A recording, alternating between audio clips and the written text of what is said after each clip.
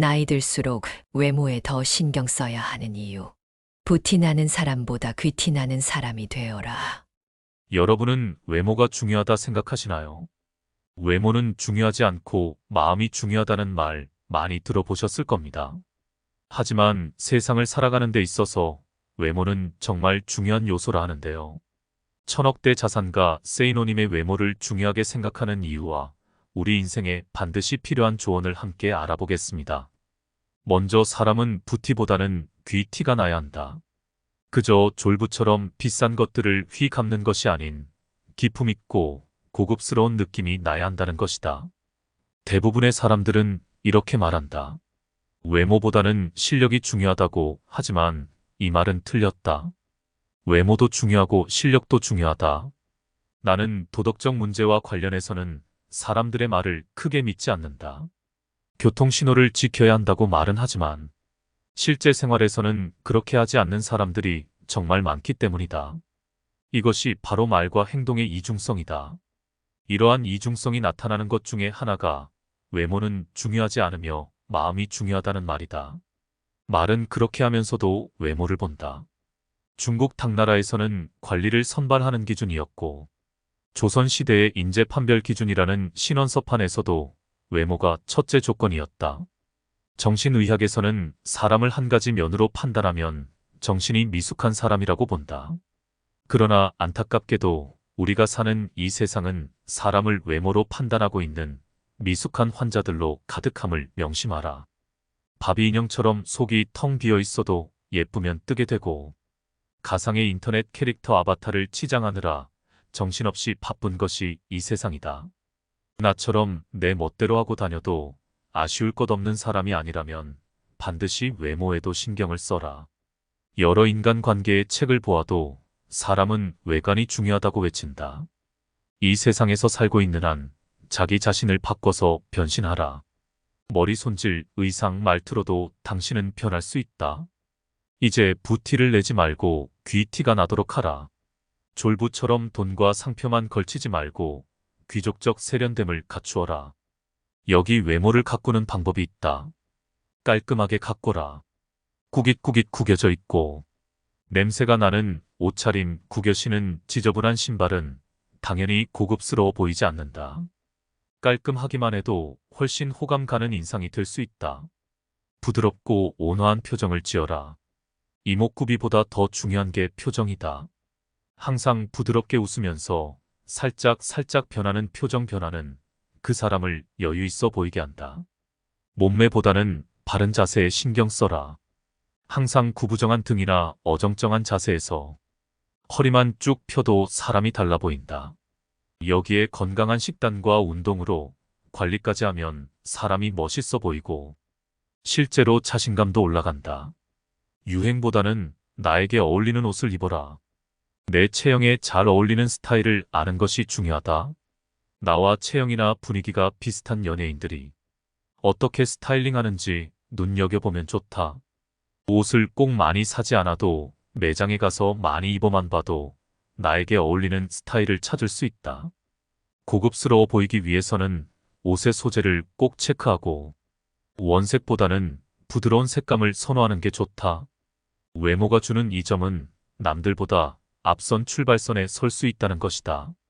예쁘게 꾸미고 나간 날은 사람들이 유난히 친절하다고 느껴지는 경우가 많고 나의 마음가짐도 달라진다. 마음 저 밑에서부터 자신감이 솟아오른다. 반면 너무 후줄근하게 외출했을 때는 사람들을 최대한 안 마주치고 얼른 집에 오고 싶다는 마음이 든다. 외모가 출발선을 조금 앞에 놓아준다면 롱런하고 질주하게 만들어주는 것은 실력이다. 외모만 믿고 노력은 하지 않는다면 생명이 길 수 없다. 고민을 하려거든 10분 이상 고민하지 말라. 우리가 하는 걱정거리의 40%는 절대 일어나지 않을 사건들에 대한 것이고 30%는 이미 일어난 사건들, 22%는 사소한 사건들, 4%는 우리가 바꿀 수 없는 사건들에 대한 것들이다. 즉 96%의 걱정거리가 쓸데없는 것이다. 고민거리는 오직 두 가지로 나누어라. 내가 걱정해 해결할 수 있는 고민과 내가 아무리 걱정하더라도 결코 해결할 수 없는 고민이다. 내일 비가 오면 어떻게 하나? 우산을 준비하면 된다. 비를 멈추게 하는 것은 당신 능력의 한계를 벗어난 것이다. 그것은 신의 영역이다. 신의 영역에 속하는 문제는 신에게 맡겨라. 그리고 오직 당신이 걱정해서 풀 수 있는 문제들만 고민하고 해결책을 찾아라. 당신에게 어떤 고민이 있을 때 머리를 싸매고 며칠 누워 있으면서 걱정을 한다고 해서 문제가 해결되지 않는다. 어떤 문제에 직면했을 때 그 문제에 대해서 우리가 생각할 수 있는 시간은 굳이 따지자면 10분도 안 된다. 무슨 걱정거리가 있건 그것을 종이에 적어보라. 틀림없이 서너 줄에 지나지 않는다. 그 몇 줄 안 되는 문제에 대해 10분 안에 해답이 나오지 않으면 그것은 당신으로서는 해결할 수 있는 고민이 아니다. 그런데도 그 10분을 당신은 질질 고무줄처럼 늘려가면서 하루를 허비하고 한 달을 죽이며 결국에는 1년을 망쳐버린다. 머리가 복잡하다고 하면서 말이다. 하지만 사실은 해결 방안도 알고 있으면서 행동에 옮기는 것을 두려워하는 경우가 대부분이다. 10분 안에 해답이 안 나온다면 더 이상 걱정하지 마라. 새벽에 일어나서 운동도 하고 공부를 하고 사람들을 사귀면서 최대한으로 노력하고 있는데도 인생에서 좋은 일은 전혀 일어나지 않는다고 말하는 사람을 나는 여태껏 본 적이 없다.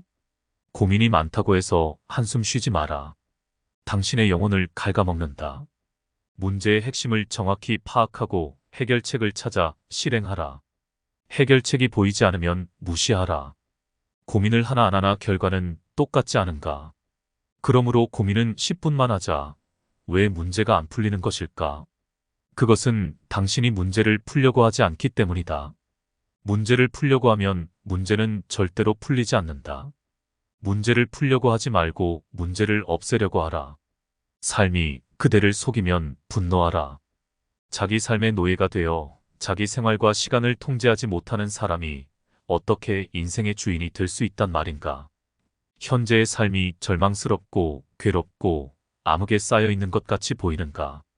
그렇다면 이제 분노하라. 분노를 느끼는 사람만이 닫힌 문을 세게 쾅쾅쾅 두드릴 수 있다. 외로움을 즐겨라. 외로움은 그 어떤 목표이든 간에 목표를 달성한 사람이라면 누구나 반드시 수없이 겪었을 통과의 레이다. 혼자서 노력하는 과정 중에 창밖에 비치는 찬란한 햇빛, 하얗게 쌓인 눈, 후두둑 떨어지는 소나기. 그런 것들을 배경으로 하여 때없이 밀려드는 외로움. 보고 싶은 얼굴 등등이 스스로를 외롭게 하고 이어서 내가 도대체 꼭 이렇게까지 하며 살아야 하나 하는 회의감마저 불러일으킨다는 것을 나는 경험으로 안다. 그래서 나는 장담한다. 만일 당신이 어떤 목표를 향하여 정진하는 과정을 이미 시작하였거나 시작하려고 한다면 이제 곧 문득 외로워질 것임을. 그러므로 이제는 고독과 외로움을 친구로 삼아라. 당신이 외롭게 살고자 할 때 제일 방해가 되는 것은 놀랍게도 친구들이다. 친구들은 당신의 옛 생활을 알기에 새삼스레 너답지 않게 왜 그러냐 하면서 발목을 붙잡고 늘어진다. 부자가 되려면 외로움을 이겨내야 한다. 친구는 당신에게 부자가 될 기회를 주지 못한다. 오히려 웃고 떠들며 이른바 정을 쌓으면서 부자가 될 시간만 빼앗아간다. 그러므로 몇 년간만이라도 만나지 말고 외롭게 노력하라. 정녕 친구들이 그리우면 이메일을 보내라. 글솜씨도 좋아진다. 인생은 자전거와 같다. 뒷바퀴를 돌리는 것은 당신의 발이지만 앞바퀴를 돌려 방향을 잡는 것은 당신의 손이며 눈이고 의지이며 정신이다. 당신의 발이 생활이라는 이름으로 당신을 움직여주지만 정작 당신의 손은 호주머니 속에 깊이 박혀 있는지도 모른다. 정작 당신의 눈은 당신 앞에 놓인 길을 바라보지 않고 옆에서 빠른 속도로 지나가는 오토바이들과 스포츠카만 부러운 마음으로 바라볼지도 모른다. 때문에 비록 열심히 페달을 밟고는 있지만 당신이 탄 자전거는 제자리를 맴돌 뿐이다. 그저 열심히 페달만 밟지 말고 반드시 방향을 잡아라. 욕할 때는 화내지 마라. 욕을 할 때도 원칙이 있다. 절대 흥분하지 말아라. 욕은 얼음처럼 차가운 마음으로 머리로 하여야 최대 효과를 거둔다. 그래야 싸늘한 맛도 생긴다. 끝으로 당신부터 제대로 해라. 당신부터 남에게 피해를 주는 일들을 거리낌 없이 한다면 욕은 당신이 먼저 먹어야 하지 않겠는가. 내 학력이 초라하다면 이렇게 하라. 먼저 학벌이 중시되는 집단은 가능한 멀리해야 한다. 학벌 쟁쟁한 인사권자들이 이류대 졸업자들의 서류를 거들떠볼 가능성은 크지 않을 것이다.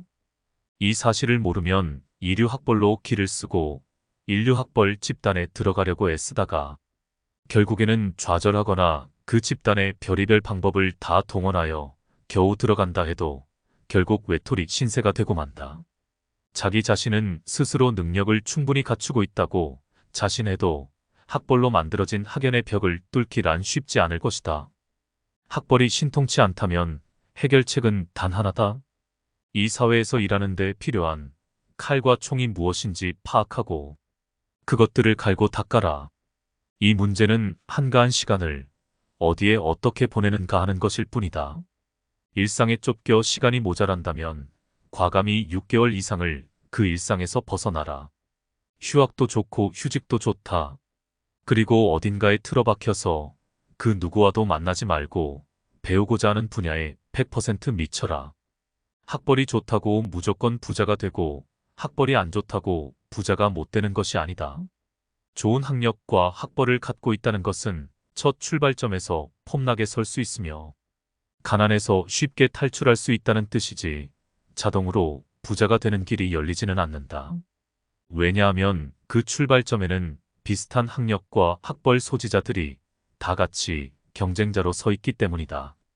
젊을수록 돈을 아껴라. 젊은 시절의 돈에 대하여 어떤 태도를 취할 것인가 하는 문제는 개개인의 선택일 뿐이다. 다만 내가 지적하고 싶은 것은 당신이 특별한 재능도 없는 보통 사람이라면 당신 호주머니에 돈이 쌓이는 법칙은 단 하나라는 사실이다.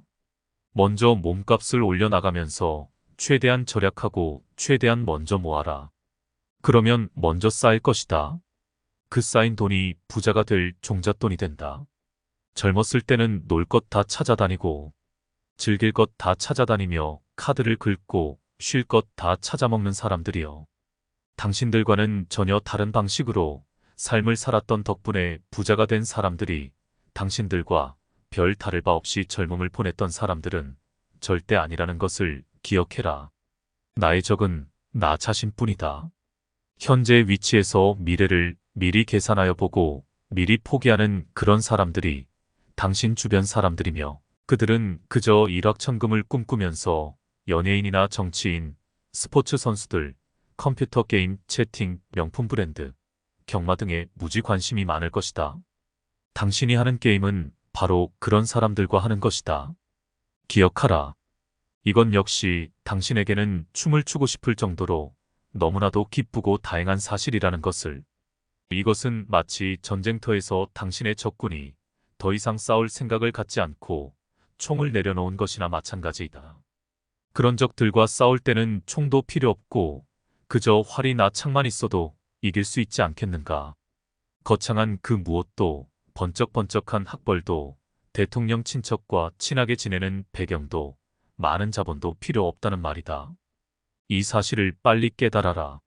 높은 성과를 올리는 생산적인 사람, 끊임없이 혁신을 꾀하면서 계속 발전하는 사람, 다른 사람에게 영향을 미치는 비중이 있는 사람, 그런 사람이 되는 길은 오직 지속적인 관리와 노력밖에 없다고 말한다.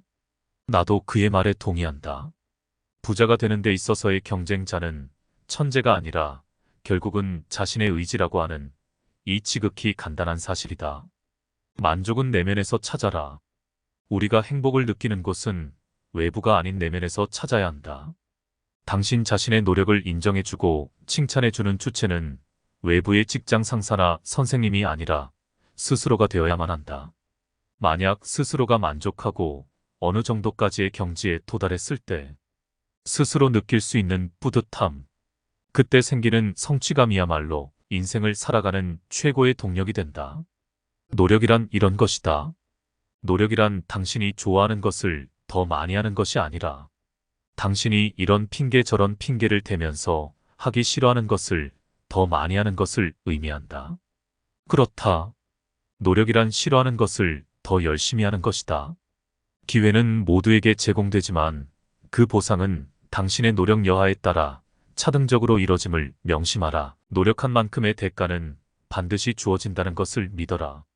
문제는 그 시기가 당신이 생각하는 시간보다 더 미래에 있다는 점이다.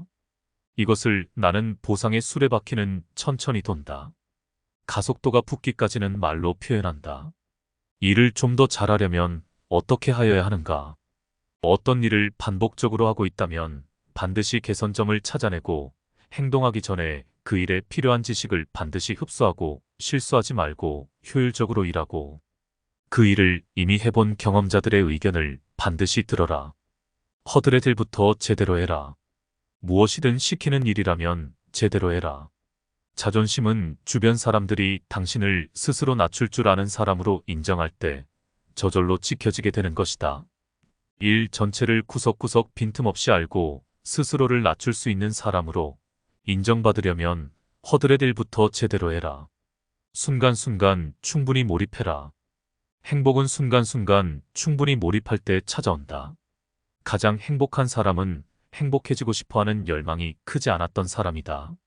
길을 쓰고 행복을 찾아 나서는 사람이 오히려 행복해지기가 힘들다는 뜻이다. 가장 행복한 사람은 행복하기 위해 노력하지 않는다. 진정한 행복은 사람들로 하여금 몰입하게 만들고 도전하게 만들고 빠져들게 만드는 흥미로운 것들과 관련이 있다. 장담하는데 당신이 재미있는 것만 즐기며 시간을 보내다 보면 당신의 삶 자체가 조만간 재미없어질 것이다. 당신이 헛되이 보낸 오늘은 어제 세상을 떠난 사람들이 그렇게나 원했던 내일이었다. 오늘은 당신에게 남아있는 생의 첫날이다. 스트레스의 뿌리를 없애라. 왜 스트레스가 생기는가? 어떤 문제가 발생하기 때문이다. 그 문제는 어디서 발생하는 것인가? 일이나 인간관계에서 발생한다. 스트레스는 일이나 인간관계에서 발생한 문제가 풀리지 않아서 생기는 것이다. 왜 문제가 안 풀리는 것인가? 푸는 방법을 모르기 때문이다. 왜 모르는가? 책도 안 읽고 공부도 안 하기 때문이다. 문제가 있으면 문제를 해결하려고 덤벼드는 것이 올바른 태도이다. 문제는 그대로 남겨둔 채 그 문제로 인하여 생긴 스트레스만을 풀어버리려고 한다면 원인은 여전히 남아있는 셈 아닌가. 기억하라. 제초제를 뿌리는 이유는 뿌리를 죽이기 위함이다. 뿌리를 살려두는 한 잡초는 다시 살아난다. 스트레스를 없애는 가장 정확한 방법 역시 스트레스를 주는 문제의 원인을 파악하고 그 원인을 뿌리째 뽑아버리는 것이다. 장담하는데 그 모든 원인은 일이나 인간관계에서 발생한 문제를 어떻게 해결하여야 하는지 모르는 당신의 무지 그 자체이다. 즉, 외부적 상황 때문에 스트레스가 생기는 것이 아니라 그 외부 상황을 어떻게 해야 헤쳐나가는지를 모르고 있는 당신의 두뇌 속 무지 때문에 생긴다는 말이다. 그리고 그 무지함의 뿌리는 바로 게으름이다. 스트레스를 해소한답시고 빈 맥주병을 쌓아가지 말고 문제를 정면으로 돌파하라. 절대 회피하지 말라. 책을 읽고 방법론을 찾아내라. 그게 바로 스트레스를 없애는 제초제이다. 우리는 왜 절망하는 것일까? 미래의 상황을 현재 처지에 비추어 미리 계산하기 때문이다. 하지만 지금 상황이 이러저러 하므로 5년 후, 10년 후에도 이러저러 할 것이기에 희망이 없다고 생각한다면 그건 너무 계산이 빠르다고 생각한다.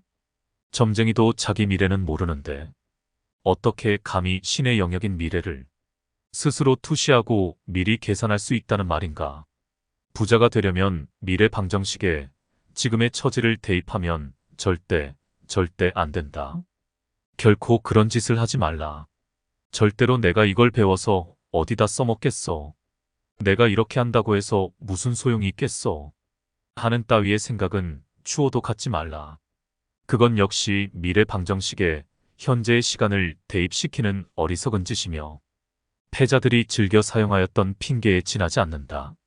3번은 질리고 5번은 하기 싫고 7번은 짜증이 나는데 9번째는 제가 잡힌다. 제가 잡힌다는 말은 일에 리듬이 생겨 묘미가 생긴다는 말이다. 즉, 피곤을 가져오는 노동이 아니고 재미를 느끼게 되는 단계인 일이 되게 된다는 말이다. 단순한 노동이 아닌 나의 일을 해야만 한다. 절망할 시간이 있거든 그 시간 속에서 가치를 찾아라. 지금까지 세이노님의 저서, 세이노의 가르침에서 발췌한 지혜를 알아봤습니다. 이 지혜가 여러분께 도움이 되셨길 바랍니다. 오늘도 시청 감사합니다.